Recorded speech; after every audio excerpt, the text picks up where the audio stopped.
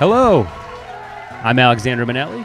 I'm a documentary filmmaker based in Northeast Pennsylvania, near Scranton, and today I come at you with perhaps one of the most controversial topics in all of film and camera YouTube: dynamic range.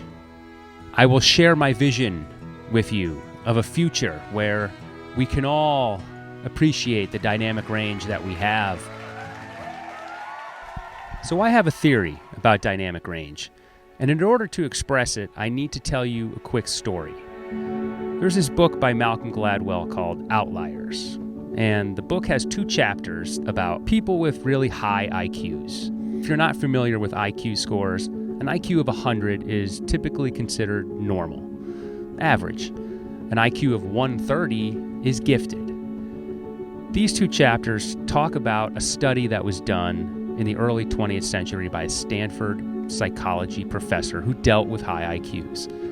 And his theory was the higher the IQ, the better a predictor of success that would be. So this professor from Stanford decided he was going to do a big experiment. And he rounded up all of the brightest, smartest children he could find, kids with super high IQs. And his theory was these kids would be the future leaders of this generation. They would be Nobel Peace Prize winners, presidents, business leaders, famous artists, all because they had really high IQs. And he tracked these kids throughout their lives. This was incorrect. His theory failed. But why did his theory fail? Well, years later, other scientists took his findings and did their own research. And what they found was something interesting, something they would call a threshold effect. And what it meant was, after a certain point, IQ no longer mattered. And what they meant by that was, after a certain point, it was no longer a predictor of success. They deemed that point to be an IQ of 120. Somebody with an IQ of 125 had just as much success as somebody with an IQ of 185, perhaps. I think dynamic range is important. We all want the ability to maintain information in our shadows and our highlights, and we do want that cinematic, high dynamic range image, especially on a day like this when there's sun and you're in the woods. But are we placing too much emphasis on it? Are we foregoing certain cameras just because they can't shoot 16 plus stops of dynamic range? Where is the line? What do you think? How many stops of dynamic range is enough? Is it 12 stops? 13 stops? 14? Do you agree with this? Where do you stand on dynamic range? Now, I'm sure your answer might be, I need more and more and more. Cameras over the years have just been getting better. However, it feels like we're in kind of a stagnation point of dynamic range. Looking at charts and tests I'm not sure if that's the best thing to do. There's a lot of people who won't even use this camera, the C80 or the C400, because the CineD test score was not as good, or because a few people did some tests, some latitude tests on YouTube, and found that the shadows could be a little noisy if underexposed. It doesn't have the latitude of an Airy or something like that. And look, if you're going to stress test a camera, yeah, it might fall apart at some point, but it's not a realistic test because you're probably not going to do that. And if you are, you're probably just shooting documentaries, and it's okay if you have every now and then in a documentary a shot that looks terrible. I assume if you're shooting a movie, like a budgeted movie, that you're going to have some kind of lighting setup or a crew or something where you won't just be flying by the seat of your pants and relying on pushing a camera's sensor to the absolute max.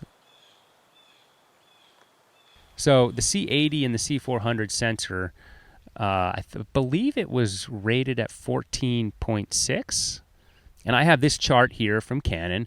It shows you the different log curves and how much dynamic range they have. And you can see wide DR.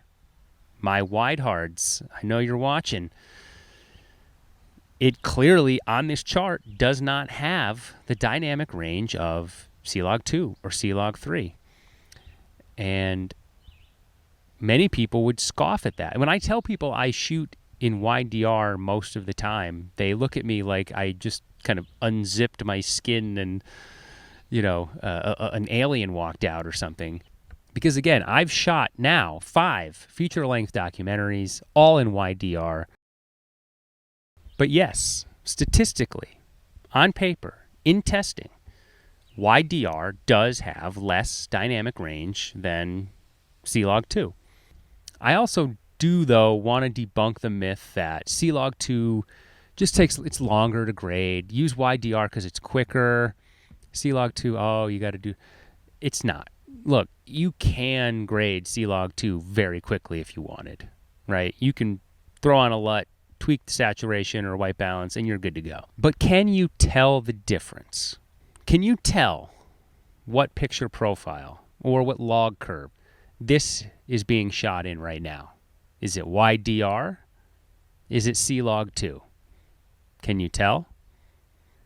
Here's a bunch of shots. And some of them are shot in wide DR, and some of them are shot in CLOG 2.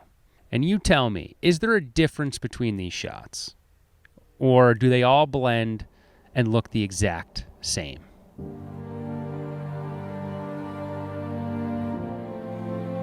I want to live in a country where anyone can pick up a camera and not be bombarded with comments and negativity and feedback about, well, it's not good enough. You can't make a film. It's not good enough. You need 16 and a half stops of dynamic range. You need 422 10-bit call. You need raw recording, 6K minimum.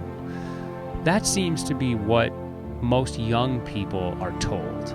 And I think that's a bad message. If all you have is a Canon R50V, I want you to feel like as long as you understand film language, how to frame a shot, what different focal lengths do to an image, and how people, the audience, respond and react to it and consume it, how the juxtaposition of two shots creates a whole new dynamic. All of these things are what make movies movies.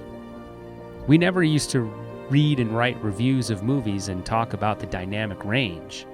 No one ever talked about the dynamic range of Apocalypse Now or Citizen Kane or Heavyweights with Ben Stiller. The cinematography, the editing techniques.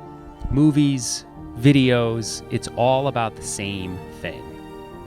Telling a story, connecting a person, a place, an experience into a moving image and presenting it to an audience. Yes, we all want that moving image to be as cool and beautiful and cinematic looking as possible. I get it. I'm with you. I want that too. I have a Canon C80. So I'm with you up to a point. We need a minimum amount of dynamic range, and then after that, it's all just camera nerds, people who like to color grade. That's it. And that's okay. I like that too. But can we all just agree there is a point somewhere where it just stops mattering? Okay? Especially now in 2025, when every new camera that comes out has incredible dynamic range, incredible autofocus, and all these features. And we're sitting here going, oh, it's only 14.6 dynamic range. So I asked you, can you tell, was this shot on wide DR or was this shot on CLOG 2? Well, I kind of lied to you, because this was actually shot in Canon EOS Standard. What a twist! Nobody shoots in standard. They don't even have a dynamic range rating for it. You may as well shoot your footage through a lens of mush. And no, I'm not even talking about standard Rec 709. This is worse. It crushes the contrast, it boosts the saturation to make the image hideous. And you've been watching it this entire time. EOS standard. What a twist! Look, all I'm trying to do is to let you know that you're okay. The camera you have is fine. Whatever you shoot, commercials, weddings, documentaries, narrative films, YouTube videos, you're doing fine. Don't let YouTube and the internet and dynamic range hold you back. It's as you get older, and I am older. I know I look 21, but I'm not. You will learn what's important. And as you get older, you will learn that there's a lot of noise out there.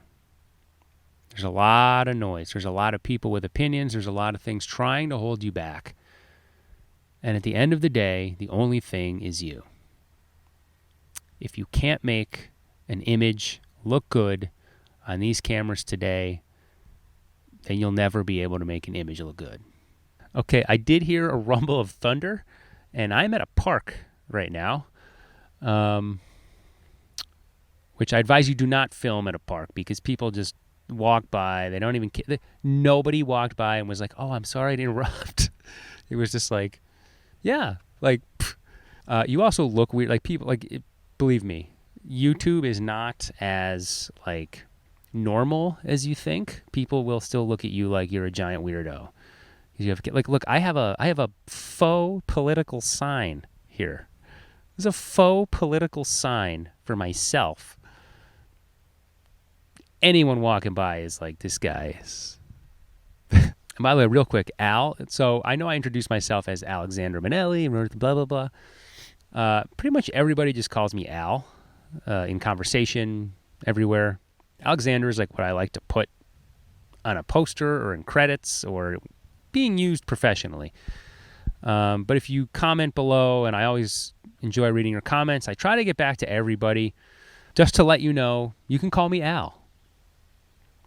And yes, I have heard the song. I'm aware of Paul Simon. And I struggle with telling people this all the time because inevitably there's that pause where it's like, so I'm working on a few videos. I'm very excited. The next video, I'm being sent an item from SmallRig. I'm not going to tell you what it is, and I'm not going to tell you why I'm getting it, because there is a practical use for this. But that will be the next video, an item from SmallRig for my Canon C80. And I'm also working on a video about another camera. What camera that is, I'm not going to share right now. But let's just say I've mentioned it at some point in the past. So in one of my previous videos, I have mentioned this camera, and I am going to come around and do a video about it. So stay tuned for that. So that's it. That is my campaign pledge to all of you, that in 2025, if you vote for me, dynamic range will be accessible to all. We will all have adequate dynamic range. Our images will all be cinematic, and we'll all make films, not content. We don't make bullshit content. We will all make films that matter and count. All right, I've talked too much.